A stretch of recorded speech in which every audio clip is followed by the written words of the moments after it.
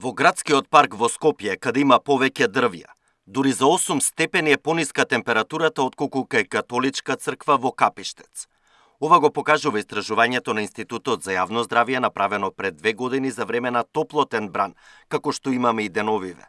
За подготовка на научната студија направиле мерење на температурата на улици и булевари, со и без дрворед, и констатирана е значителна разлика во топлината.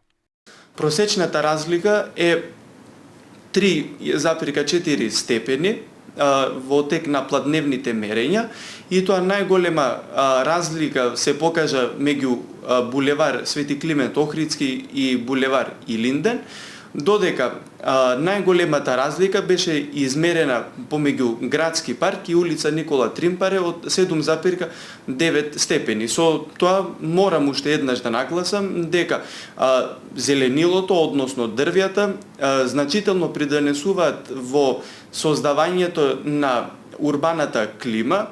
Нивниот ефект е несомнено и научно докажан дека има позитивни здравствени ефекти. И оваа студија на ИЈАЗ повторно го вклучи алармот дека Скопје, посебно во урбаните делови, се повеќе го губи зеленилото поради урбанизацијата. Иако постои закон за градишно земјиште, кој кажува дека 70% може да биде изградена површина, другото треба да биде 30% зеленило. Тоа за жал во општините не го почитуваат, едноставно во најголем дел.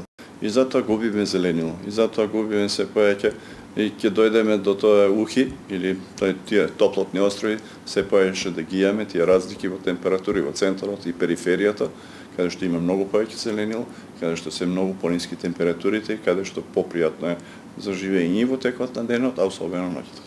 И додека да почна да се почитуваат законите да се раззеленува Скопје со дрвја, граѓаните речиси да нема каде да здивнат под сенка на пеколните горештини, кои ќе продолжат и во наредните денови. Александар Динев, Сител телевизија.